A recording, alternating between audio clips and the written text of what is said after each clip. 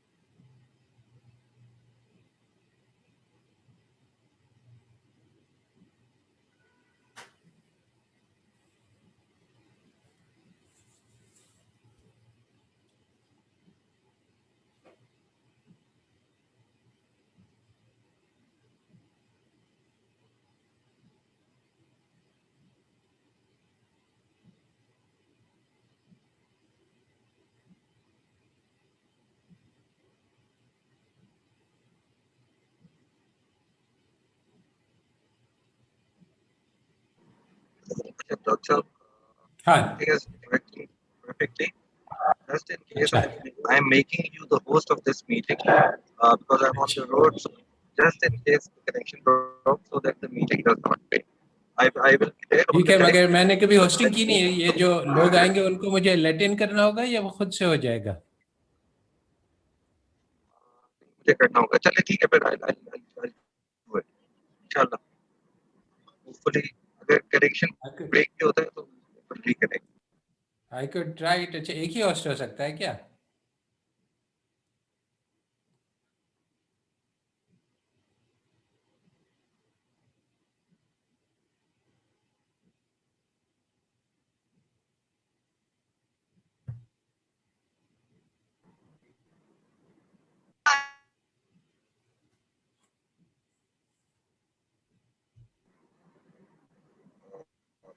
Doctor, it's 8 p.m. So I think we can start now. ठीक है, I can start. Okay, Bismillahirrahmanirrahim. Today is the fifth lesson of the course How to Launch Islamic Revival, which Dr. Asad Zaman is doing from the Think Link Institute platform. The topic of today's lesson is changing our development paradigms. So what we'll do is we'll have the lecture first for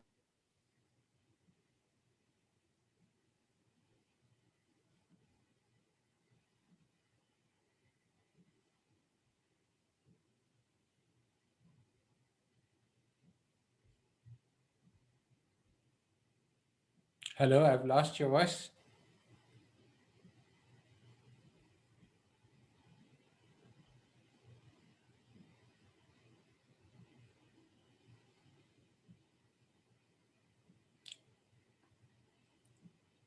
hello.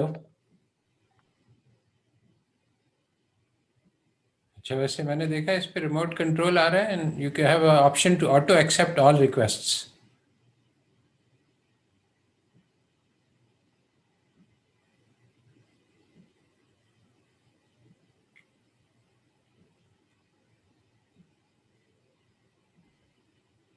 Hello, I am not, आपकी आवाज़ नहीं आ रही।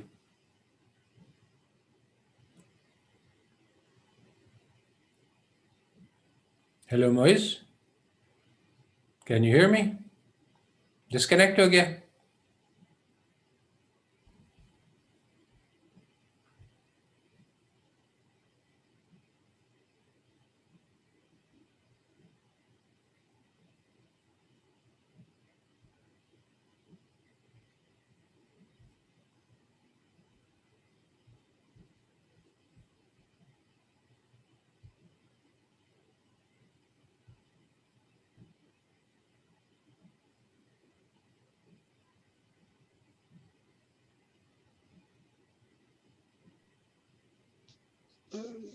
जी sir, वो मोइज भाई है नहीं meeting में इस वक्त, शायद वो डिस्कनेक्ट हो अच्छा, गया। सही है। तो is somebody else there is hosting या मैं होस्ट हूँ इसमें?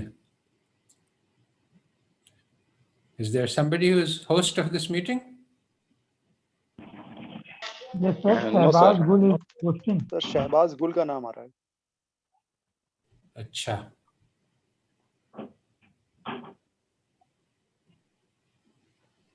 तो शहबाज गुल, आर यू देयर?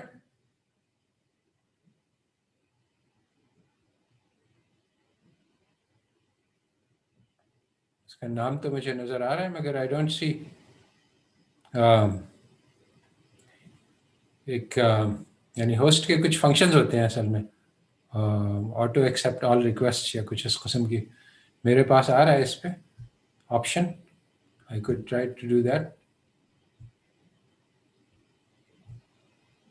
हाँ कर दें सर, अगर कोई और किसी हाँ, मैंने क्राइटेरिया कर दिया है ऑटो एक्सेप्ट एक्सेप्ट ऑल कर रिक्वेस्ट। सकेगा तो। ठीक है, तो then let me just start and hope for the best. I don't know कि ये रिकॉर्ड हो रहा है कि नहीं। जी सर। शहबाज गुल, आर यू रिकॉर्डिंग दिस या you can give me control? मेरे इस पे कहता है कि let the host ask request host for control, अगर रिकॉर्डिंग करना चाहते हो। So if you're recording, that's fine. If not, I should have control. So I can do it. I don't know what's happening. चलो खैर ठीक है, हम लोग शुरू करें। सही है, ठीक है। तो let me start. Bismillahirrahmanirrahim. So this course is about how to launch an Islamic revival.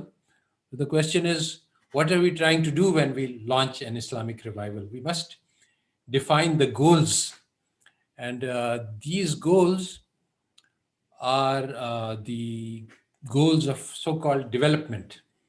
So we have to understand what these are and why they are currently distorted and how we can fix them. So that's what this lesson is about.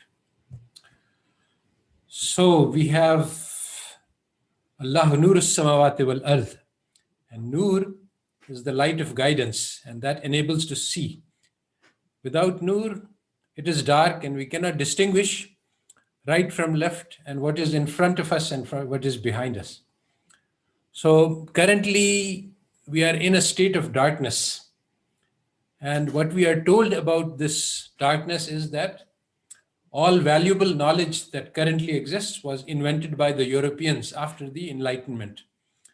And we are told that humankind has made enormous progress under the leadership of the Europeans in the past few centuries. So when we hear this story, then we understand that progress is what Europeans had, and development is what they have achieved, and underdevelopment is what we have, and backwardness is our current situation. So all of these ideas are part of Eurocentric history, which we have been taught. So we need to deconstruct this. It's one thing to learn something, but when you start in a position where you have been taught the wrong ideas, then you have to start by analyzing and taking them apart and unlearning them before you can learn the correct ideas. So deconstruct means to uncover what is not being said or which is being said indirectly, to take something apart and examine it, to look at the hidden assumptions and look at the biases and the flaws and the inconsistencies. So we have to deconstruct the Eurocentric narrative about development in order to build the Islamic narrative. So modernization theory was invented in the early 20th century by sociologist Max Weber and picked up by Talcott Parsons. And this theory says that the Western nations are the most advanced, rational, democratic.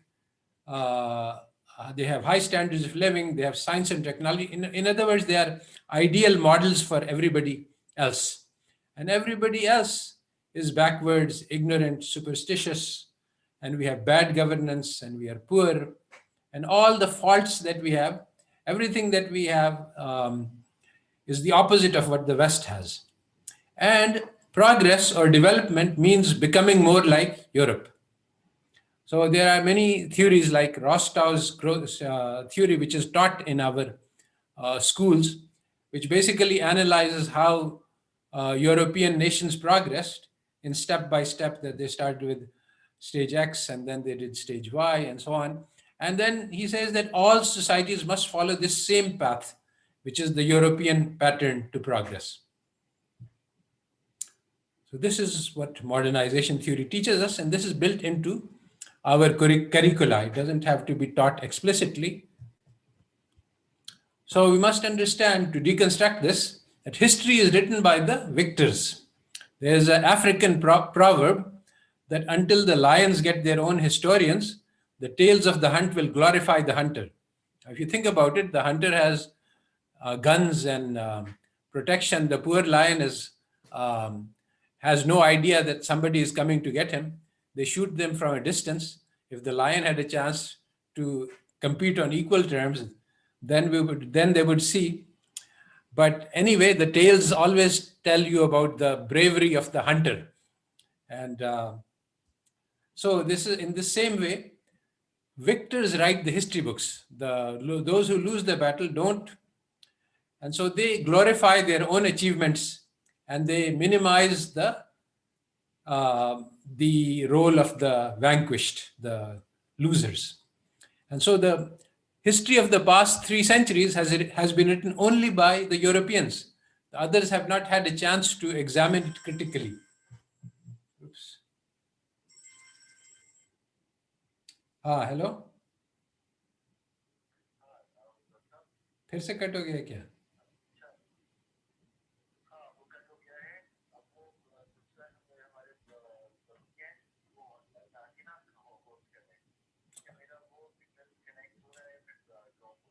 सही है, but I was in the middle of the talk. इसको मैं अब disconnect करके फिर से connect करूं क्या? नहीं, आप कैरी ऑन. अच्छा, alright.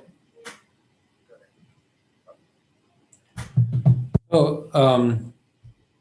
are we connected here? Everybody is able to listen? Yes. Okay. Yes, sir. It's clear. All right. Yes, so sir. we continue. So Europeans have written the history and they have made it look like they are the best and the brightest and the most wonderful thing that has ever happened to the world. So the story that we have learned is the story of the white man's burden, that the Europeans climbed out of the depths of darkness and ignorance. Why? Because they were more intelligent. They had better morality. They had the science, they had technology, they had everything good which nobody else had. And then they spread, they noticed that we are in the light and everybody else is in the dark. So they, out of the goodness of their hearts, they made the sacrifice. They left their wonderful homes and they spread out over the world to share their benefits of their advanced civilization with the rest of the humanity. So this is the story which we are being told, because it's the story from the victor's point of view. But there is another way to think about this story, and that is that Europe did rape and looting of the world. According to Ibn Khaldun, a very standard pattern in history is that when civilizations become advanced, they decline, they value in luxury, and they forget their origins. And when they become like this in their decline, then they are overcome by barbarians, because the barbarians are young and energetic and uncivilized, and so they can overcome the advanced civilization. So this is a cycle which has been going on, and it is very much like that in the Mongols. When the Mongols overtook and destroyed a large portion of the Islamic civilizations, the Mongols were barbarians and uncivilized, and Islam was very advanced. So exactly the same thing has happened in recent history, where the Europeans were backwards and primitive compared to the rest of the world, which had advanced civilizations. And because they had 3 centuries of continuous warfare with each other, in which they learned how to fight, while the rest of the world, being civilized, was at peace. And so they developed in their military tactics, and they were able to take over the world. So this is the other way to tell this same story. So to understand this better, we can look at the example of this story in modern times, the invasion of Iraq, which took place in uh, recent times. So, according to the victors, the story is that they invaded Iraq in order to save the world from weapons of mass destruction and to rid the population of an evil dictator and to bring democracy and freedom to the Iraqi people. But this is the cover story, exactly like the cover story of the white man's burden. So they were spreading out over the world to colonize for our benefit, not because of they wanted to exploit the world. But now, if you look at the reality of what happened in Iraq, more than 1 million civilians were killed. It was all lies. There were no weapons of mass destruction. And yes, Iraq had a dictatorship, but afterwards their governance became much worse. And all the infrastructure in the country, schools, hospitals, factories, they were all destroyed. Advanced nation, which was in having enjoying modern comforts, they were bombed back into the Stone Age. Why was this done? It was all about power politics, the control of the oil resources of Iraq. And to top it all off, Madeleine Albright was asked, was it worth it to kill 1 million children for this purpose? And she said, yes, that's fine. This is the way of the world. So why does it matter? Why should we deconstruct these Western myths? Not because we want to blame the West and we want to we want to absolve us of blame. That has nothing to do with it. Actually, the way that the West defines development and progress is how we also define it. And so when we accept this story, then we say that, okay, this is what we need to do. We need to build up our power and we need to invade other civilizations and we need to take over and we need to conquer and destroy others. So if this is what the ideal form is, then we will seek to become like them. And this is what development means: to have power, to take over other countries, to colonize, to exploit, to loot. Now, the social sciences that we have discussed in a previous lecture, these were developed to idealize and to justify European societies. So we can ask the question, is it moral to invade and destroy Iraq and Libya like they have been done in front of our eyes? Nobody has raised any questions about this in the world press. Whereas if you have one Muslim who kills 10 other people, everybody, newspaper in the world is talking about Islamic terrorism. But whole countries have been destroyed, everything bombed back to cave ages, and nobody mentions that this is an act of barbarism, this is an act of terrorism. Why? Because the social sciences of the West say that what Machiavelli, who is at the heart of modern politics, is that politics is the pursuit of power by any means. There is no question of ethics. All is fair in love and war. So when you're going to war, then you can do anything at all to win. Western philosopher Hegel said that morality arises by consensus and is enforced by the state. So it's not because the Westerns, the Europeans abandoned faith in religion. So the only way to get morality is to legislate it. You create a law and then the state has the power to enforce the law, and that is morality. But that means that states are beyond morality because they create morality. So the state can do anything. And this philosophy has been responsible for an enormous amount of damage. So if the US has the power to bomb and kill 1 million people and take over their country, then there is no ethics, no morality which says that this is wrong, because power justifies everything. So this is the social Darwinism philosophy, that life is only about the survival of the fittest. If you eliminate the weak, this helps to advance human evolution because you eliminate the weak and the strongest survive. And so everything is fair in the pursuit of pleasure, power, profits, and worldly goals. So these are the ideas which are at the heart of the social sciences. And if we accept these ideas as this is what development means, to get more power, to get more profits, to have more pleasure, to have more worldly goods, then we will try, then we will say that yes, Europe is the ideal form and we need to become like them. But Islam does not define development like that. So we can look at the contrast between the European development goals and the Islamic goals. European social science tells us, economics says specifically, that the human beings should pursue pleasure and the firm should pursue profits, and there is no other ethical rule. This is the highest ethical rule. As opposed to this, Islam teaches us that the goal of life is to achieve excellence in conduct, to be like our Prophet Muhammad sallallahu alaihi wasallam, and to do excellent deeds. So Europeans say that the measure of development is how much wealth you have, and correspondingly how much power you have. So everybody in the world, all the nations are trying to maximize their GNP per capita, just amount of money, and it doesn't matter how you get this money, because that is your measure of development. But in Islam, the measure of development is the character of the people, the ma'arifat, the how much knowledge we have of Allah Ta'ala. So the European social science says that we live in a jungle.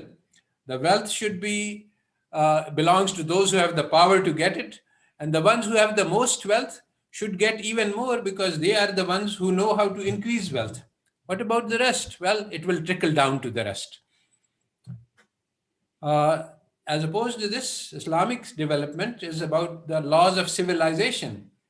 Power, wealth, and knowledge, yes, these are given to people as an amana, and those who have power are responsible to protect those who are not. Those who have wealth are responsible to share with those who don't have it, and those who have knowledge are responsible to give it to the ones who don't have it. So these are radically different conceptions of civilization. Now, these development criteria govern our mindsets and our policy. The current policy is being pursued everywhere in the world, including among the Muslim countries, sad to say, is that economic growth is everything. If you can increase your growth rate from 5% to 7%, well, that's great. That is accomplishment. Nothing else matters. These growth-oriented policies are implemented by the IMF and the World Bank all over, and they are taught to the policymakers who go to Harvard and Princeton and Yale and learn these economic theories and come back and apply them, that the only thing which matters is wealth. And what's the result? That there are today billions of people living under $1 a day and in misery. And at the same time, a handful of people have more than half of the wealth on the planet. This is the natural consequence of capitalism. And there is an excellent book by Naomi Klein called The Shock Doctrine, The Rise of Disaster Capitalism, which details how this theory has worked and how it has been propagated throughout the world using all sorts of dirty tactics. If you look at, for example, the stories of how corporations are actually currently ruling the world, and they are doing anything for the sake of profits. To get some historical examples, if you look at the tobacco industry, for decades they knew that tobacco causes cancer, but they purchased scientists and they published research to show that there was no link or to create doubt so that they could just sell their tobacco and kill people for a profit. Similar kind of story can be told about sugar today. They are hiding research which shows that sugar, the harmful effects of sugar, which has caused diabetes and other sicknesses on a large scale. Today, because of these wrong development theories, people are pursuing the wrong goals, and this has led to disastrous outcomes. In the USA, since 1980s, the fruit of all the growth has been captured by the rich. In 2010, 380 people owned half of the wealth of the planet. In 2015, 62 people. And in 2017, it was 8 people, according to the official statistics. So the wealth has been massively concentrating in the hands of very few people. There are $7 trillion in official flows which goes from the poorest countries to the richest countries. During the COVID pandemic, the wealth of the billionaires increased by about $1 trillion.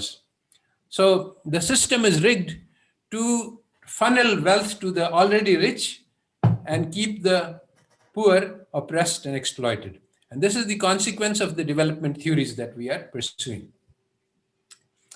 Now, how did this world come about? One very important book in this context is Julie Rubin's. A book is called Making of the Modern University, Intellectual Transformation and the Marginalization of Morality. And she writes that in the early 20th century, in the West, social scientists were activists with a moral mission. They wanted to change the world for a better. But in the early 20th century, there came about a theory of knowledge, which is called logical positivism. And according to this theory, only science is the base of knowledge. Nothing else is knowledge. So now science is based on detached and neutral observations. And science has nothing to say about morality. Accordingly, the positivists said that morality is just noise. There is no empirical evidence which allows us to assess whether something is moral or not. As a result, this book shows that morality became marginalized. In the 20s, the college catalog said that our goal is to build character. If a student comes to us, we will teach him how to be a good citizen, how to be a responsible person, how to serve humanity, all of these high ideals. Now, if you look at catalogs, they say we'll teach students chemistry and physics, and there's no mention of character. So basically, current Western education creates moral monsters. And this has been documented by many books. There's a book by Gertrude Himmelfarb called The Demoralization of Society, which talks about how in the 19th century, English society, British society had high morals, and later these degenerated and they were dissipated. And the two world wars are the result of the breakdown of morality in the West, which cost 50 million lives in total. So we are living through the darkest period of human history, not the most advanced and most enlightened. According to the development theories, we are living in the most advanced era, but actually, this is the darkest period. The past century has been the most brutal in human history. The two world wars killed 50 million. There was the Holocaust of the Jews, 6 million Jews burned alive in ovens designed for this purpose. Hiroshima and Nagasaki, where just for the sake of experimenting, testing the bomb, 2 cities were destroyed.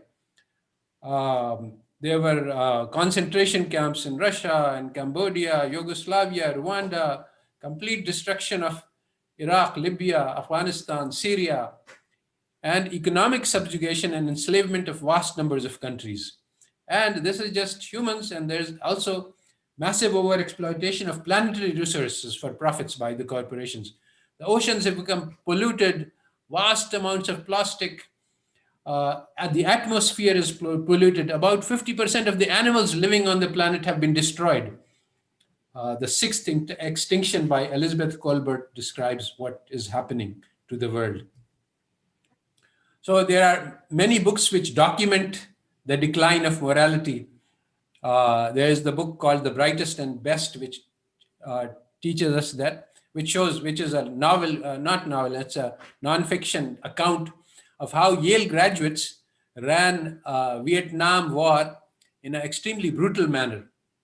There is a book by Zygmunt called Modernity and the Holocaust, which shows that the rationality that is the hallmark of modernity says that, well, if you think that the 6 million people are going to be an obstacle in the path of your progress, then eliminating them is the rational thing to do.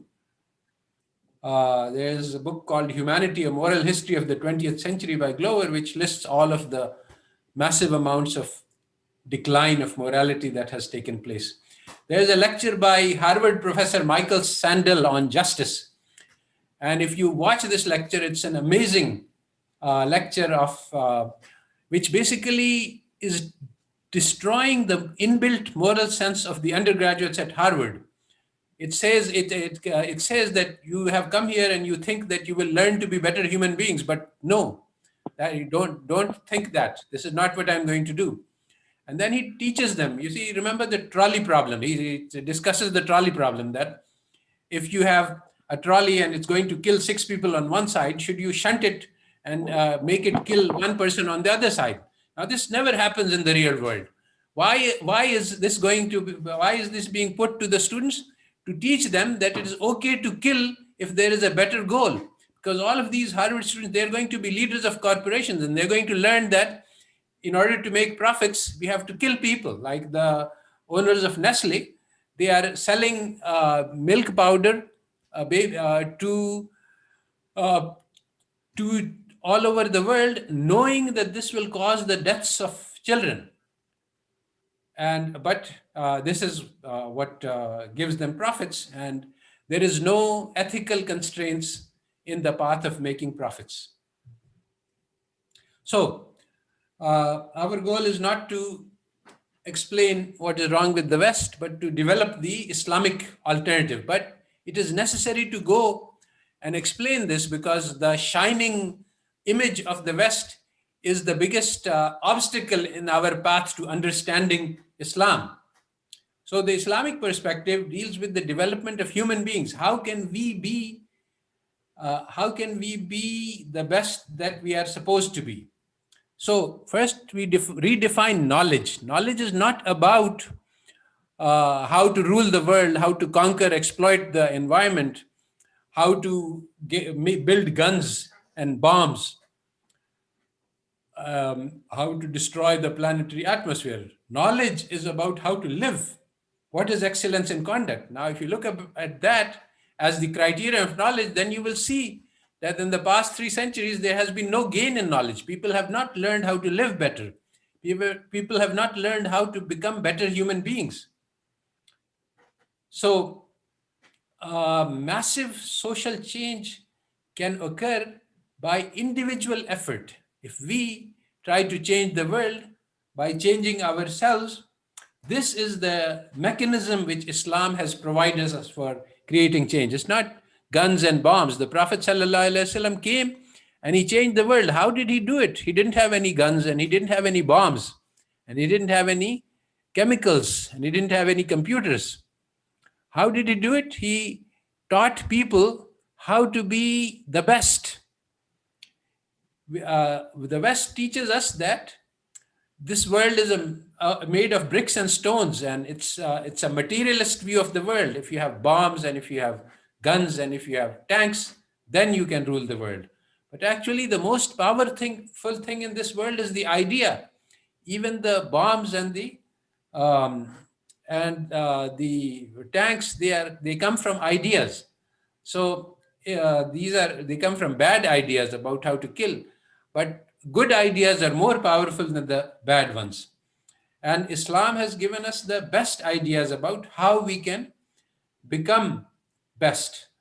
We only live once, and every human being has infinite potential. Now, the materialist views of the world says that you are just 70 kilograms, and the world is millions of tons of kilograms. So, by looking at Newton's law, there's nothing you can do. You are powerless. But the reality is different. Allah Ta'ala has made every human being equivalent to the all of humanity. Every human being is unique, and every moment of our lives is precious, and every moment can be used to create change. So the first thing we need to do is have clarities about our goals and purpose. Suppose that we were given the power to change the world. What would we do? Today, the problem is that we don't know the answer. The vast majority of Muslims today, they would say, okay, we want to be like the West. So if I'm given the power, I will make sure that we have a lot of money, and I'll make sure that we have technology and science, and I'll make sure that we have lots of PhDs. But these are not the things that the Prophet ﷺ taught the Sahaba. What we need to do Man only has what he strives for. لَيْسَ لِلْإِنسَانِ إِلَّا مَا سَعَى. So unless we have the right goal, we will be content with the dirt, and we will not get the great things that are in the treasure of Allah. So we must go back and examine. You see, in the Western teachings, we find a study of how Europe developed, and we found counsel and advice to us that you follow our path. First stage of development in Europe was this, so you should do that first, and then the second stage was this, and so you should do that second, and so on. So our job is to analyze how did the ignorant and backwards Bedouin become leaders of the world? What was the training that was given to them by the Prophet sallallahu alaihi wasallam? What was the knowledge, allama al-insana ma lam ya'lam, that Allah Ta'ala gave them that enabled them to become the leaders? We have to look at this pattern and we have to try to replicate this. So we have studied that development is about enrichment of human lives, not the accumulation of wealth. So Allah Ta'ala has told us the use of wealth. We use wealth to feed, clothe, house everyone. Society is about social interactions, about building families, neighborhoods, communities, and the greater family. All of the creation is the family of God. So we need to, this earth has been given to us as an amana, so we have to preserve it and protect it and take care of it and leave it in better condition than we found it. All of these things are exactly the opposite of the development lessons that the West has taught to us. So some of the radical ideas that Islam teaches us is that you don't have to worry about the outcomes. We don't have to create heaven on earth. Heaven is waiting for us in the akhirah. Here, we need to engage in the process. We need to be part of the battle for the change. The West is all about outcomes. It's winning that matters, and losers don't get to say anything. But Islam teaches us that it's how you play the game that counts. It's not whether you win or lose. If you win, you are ghazi, and if you lose, you are shaheed. These outcomes are in the hands of Allah. But our job is to put the best that we have into striving to achieve the rules, the patterns that we have been taught. That is what Deen tells us, the goals which we should strive for, but it tells us only to struggle for them. It is the journey which matters. And so success is not sometime far in the future when we develop the Khilafah or when we arrive at the ideal society. No, success is achieved at this moment when I do what Allah Ta'ala wants me to do. Then that is all. At this time, at this moment, if I am doing what the order of Allah is, then I have achieved success.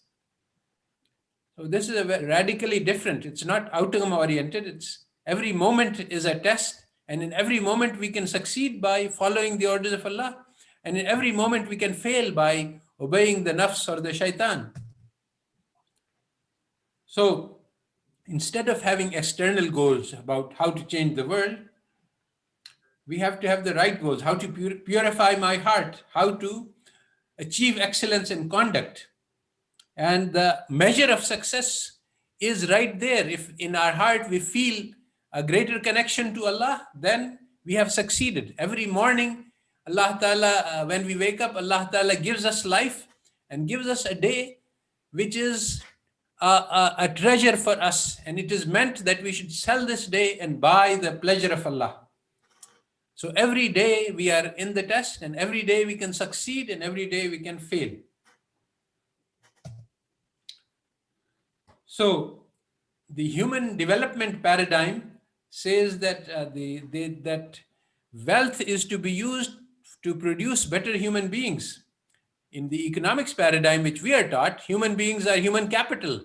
We have to teach everybody how to produce. The value of a human being is according to how much money he can earn. And human lives are for sale. They can be sold and bought in the labor market. But Islam teaches us that human beings are the best of the creation. Their lives are not for sale for money. So, how to use our lives in a way that makes us precious? This is teachings of Islam. So, the environment that we have, the circumstances that we face, these are the training grounds for us. And our development is the goal. So, in the West, an argument is given against God that uh, this is supposed to be the best of the worlds, but we see so many problems, so many tragedies, so much suffering, so many times that the good people lose and the bad people win. So how can this be the creation of God? How can this be the best of the creations of God? So we are taught that this world was created with fitna and bloodshed. The purpose, Allah, the angel said that there will be fitna and bloodshed. So these circumstances that we face, this is the design of the dunya.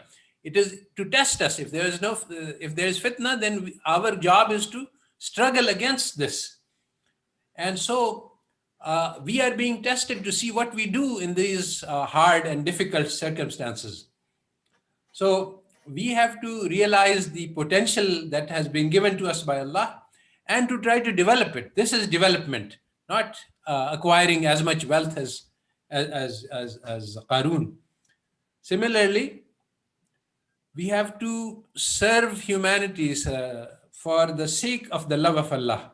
This is in an ideal society, what we are trying to look at is, are human beings being allowed and being helped and being encouraged to develop their potential? This is the measure.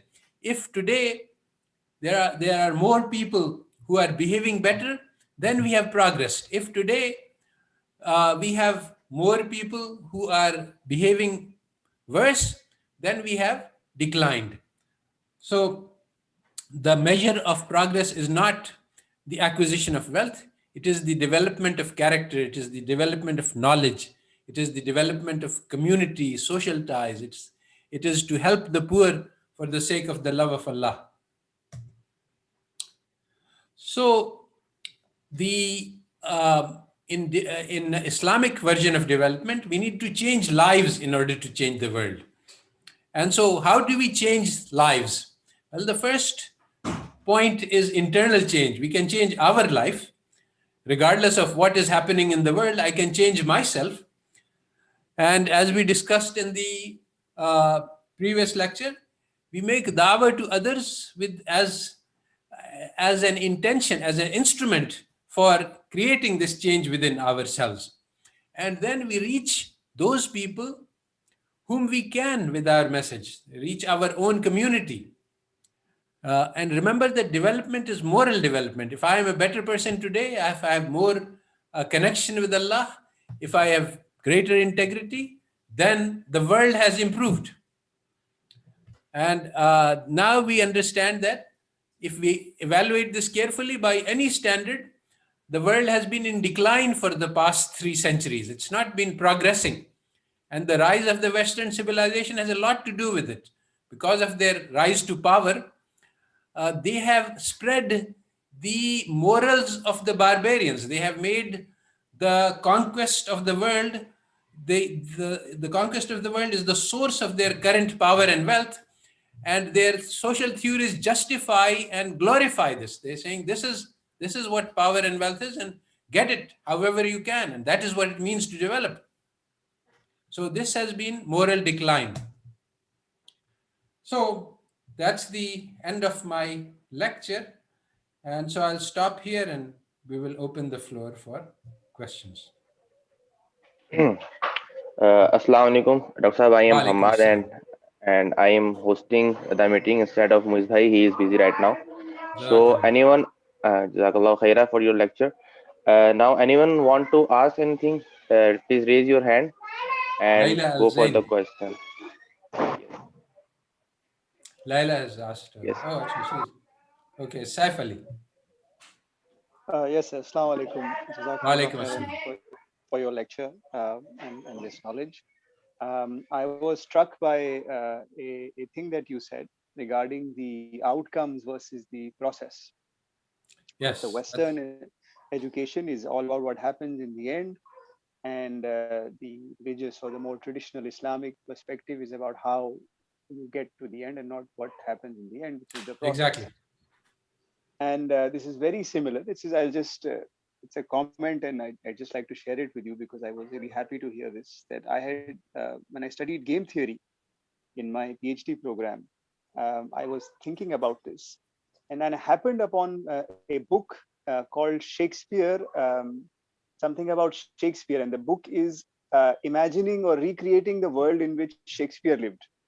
The Mhm. author has used historical sources, and the world in which he lived was a world in which the Bible was recited regularly at street corners and churches, and it was a part of the life of people in a way that it is not today, in the sense that I can imagine that the person at that time thought himself to be a part of a story, like the narrative framework that an individual and a society used to imagine themselves or to place themselves was the story.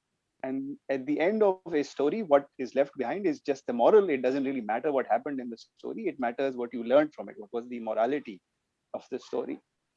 And in that society, the idle entertainment was kind of games and playing, people who played cards or gambled or something like that. It was sort of the meaningless fun. And if we look at the society today, the main narrative instrument has changed totally from the story to a game. You use the word process, but I thought about it as a game. That the game is the way that an individual and societies imagine themselves. Like that's what they think life is. It's not a story, but it's a game.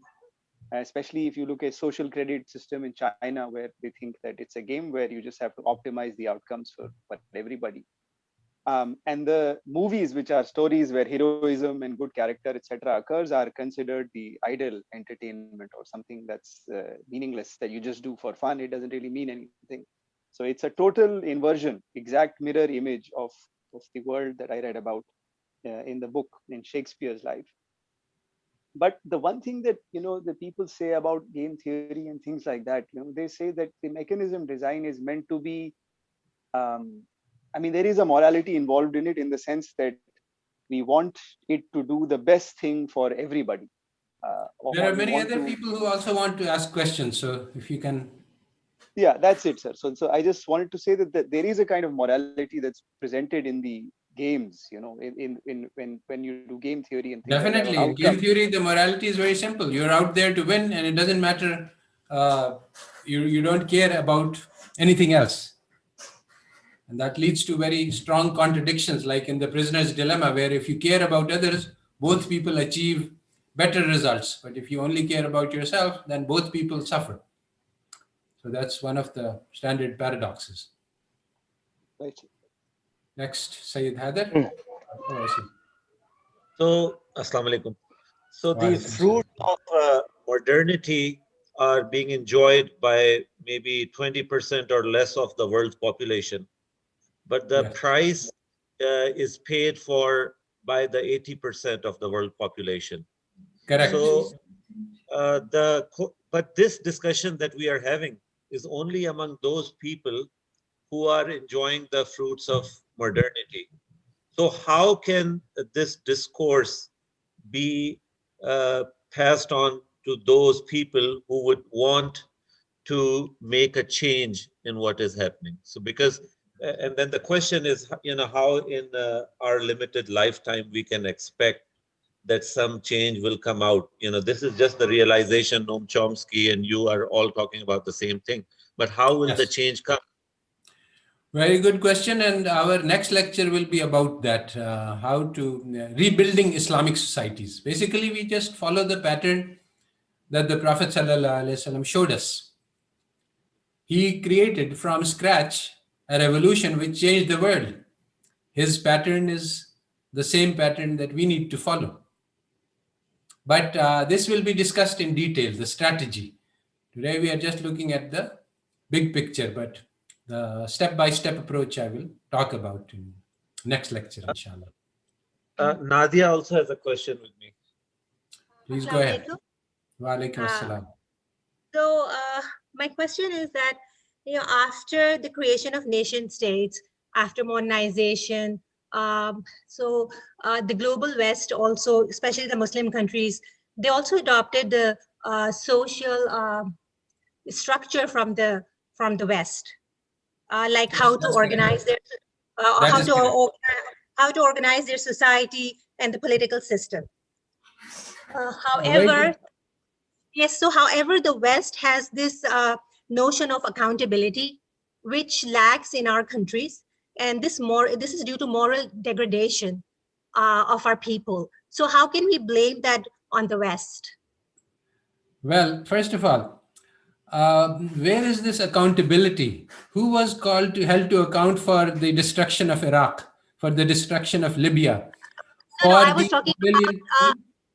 I was talking about how their cities function, and they seem to be functioning well. I'm talking about the internal system that we have adopted, the political system that we have also adopted. We adopted, I think, the parliament system and how to create councils, and but they are able to hold their elected officials accountable if something goes wrong in the city, whereas we cannot do that. We have no voice. Was Trump In our, held accountable for his deeds? yeah, So that's true.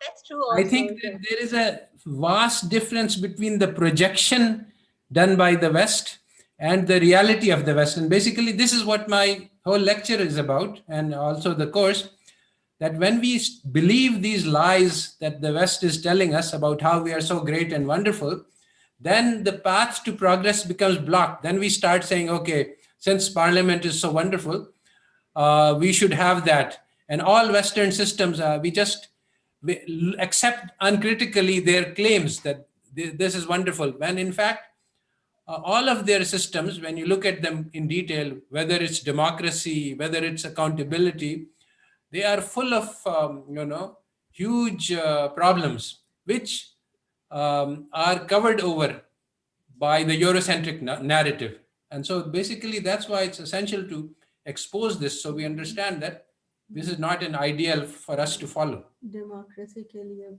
Companies पैसे देती हैं जिसके ज़्यादा पैसे देती है उसकी तरफ So the great democracy is basically for purchase. The corporations own the USA and they spend millions of dollars on campaigns buying politicians, and it's legal. So that's the governance system that they have. Yes, Amin Jibril. Assalamu alaikum.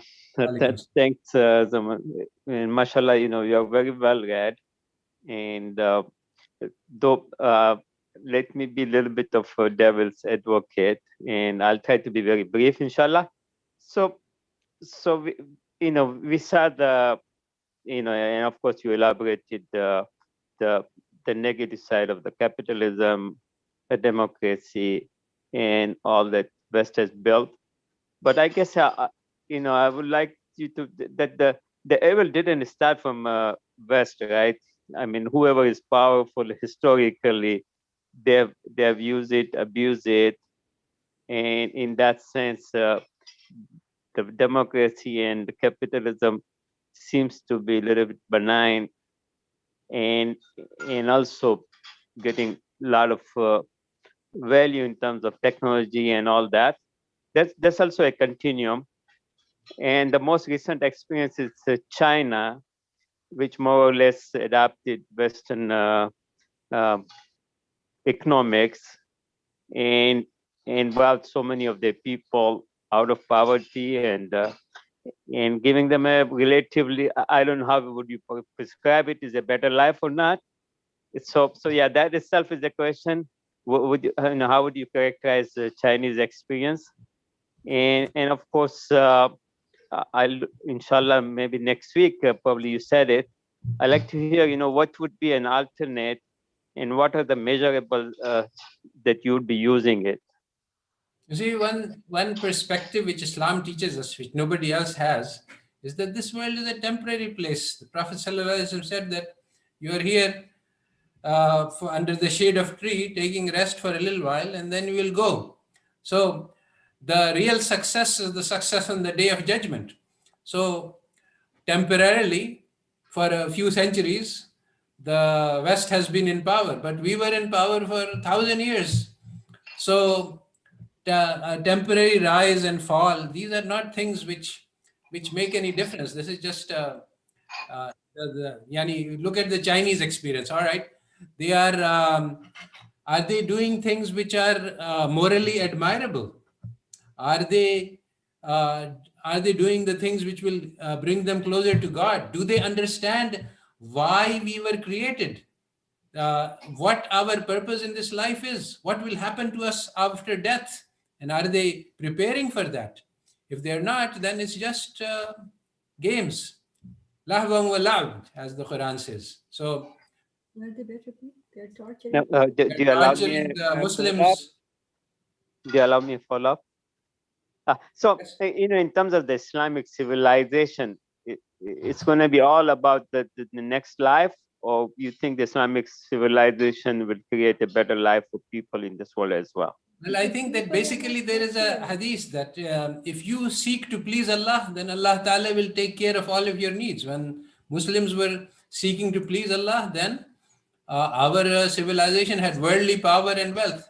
But if you make the world of goal, then this you will be enslaved by it.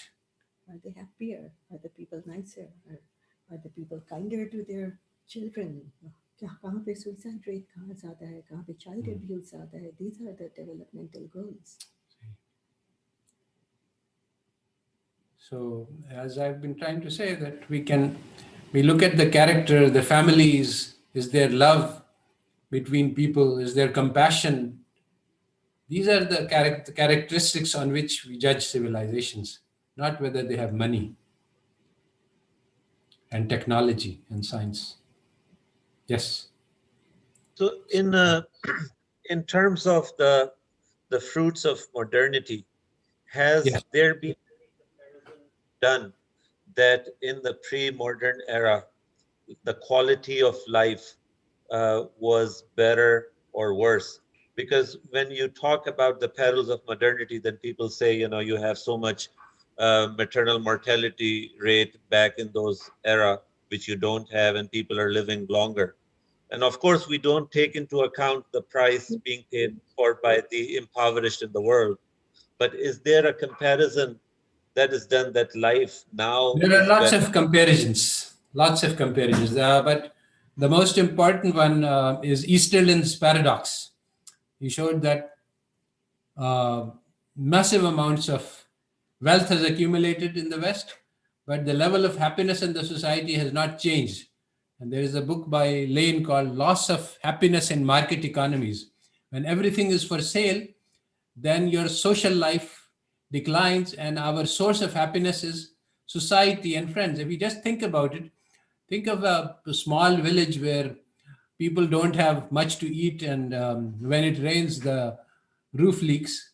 But the people are uh, fond of each other, they love each other, they take care of each other. And think of a multimillionaire whose wife hates him, and he's divorced, and his children don't like him, and he has no friends. So who do you think will be happier? So basically, we get to create the Your death by bombs, is it? Modern bombing. all right. So next. इतने लोग मर जाते हैं, बस maternal mortality कम हुई है, but there was no death by bombing. There Yes. was no drone attack. If you take Zaman into sir, account if the you deaths can by ask maybe one technology, more. then you You see that the net outcome has not been good. Yes. Anybody else? Yes, Amin bhai, you can ask again. Yeah, thank you. Sorry about that. So do you think the sort of a Western, mindset of prosperity and the value system, are they mutually exclusive, or? Yes, Yani, the pursuit of wealth and power is entirely different from the pursuit of Happiness. excellence in conduct.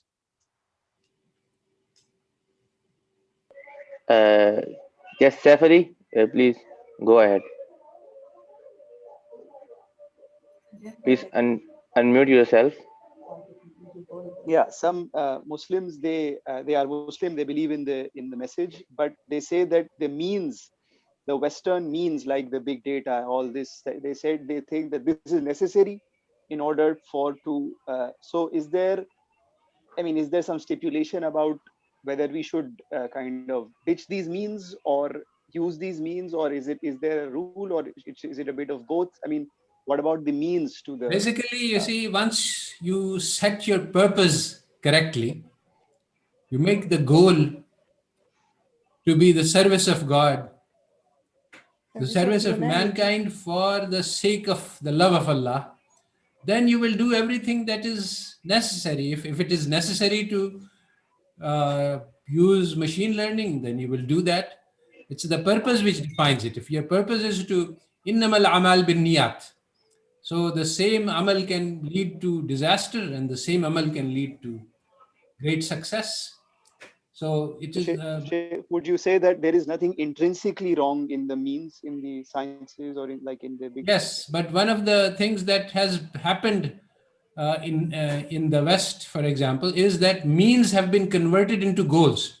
Wealth is never by itself a goal of life, because you use wealth to buy things. And the Prophet ﷺ said that man says, Ke, mera mal, my wealth, but his wealth is only what he uses up, and the rest belongs to his inheritors. So people have this illusion from the first of times that the wealth is the pursuit, the goal of life. So as long as the goal is something else, then in the process of achieving that goal, you can use all instruments that you have. But the problem is that these instruments become goals themselves. And that is the source of problems. And they have made freedom a goal. Freedom is not a goal. The freedom is to do something good. If you have the freedom to do something good and you do it, then it is valuable. If you have the freedom to do something evil and you do it, then the freedom is harmful to you. Doctor, someone on YouTube asked this question. Yes. Please answer if you think it is relevant. How long it will take to introduce interest-free economy in the country? You can In say the in the word. outcome versus process slide, I said that we don't have to wait, and we don't have to, maybe it will never get happen. Maybe it will be, interest will remain in the picture for until eternity. This does not matter. For us, we achieve success if we understand what the system is, we know how to struggle against it. And if we work against it today, if I don't take interest on a loan today, then I have succeeded in eliminating interest from my life. Success is in the moment, and in now. It doesn't have to wait for outcomes. Jazakallah. Anyone else want to ask, or we should end this meeting? Okay. Okay, Doctor Sahab, Jazakallah. Hello. I have one question. I just want to know. I think it is out of the topic. One guy, he asked me. He is giving Qarza Hasna, one of the mosque. So he's asking, does he still liable to pay zakat on that money or not? Thank Please you. ask fatwa from Mufti. Thank you. Yes. Yes. Jazakallah khaira, Dr. Sahab. It was really a wonderful session. Jazakallah khaira. After this, we end this session. And inshallah, we will meet at the same time on next Sunday, inshallah ta'ala. Jazakallah, everyone who participated. Jazakallah. Assalamu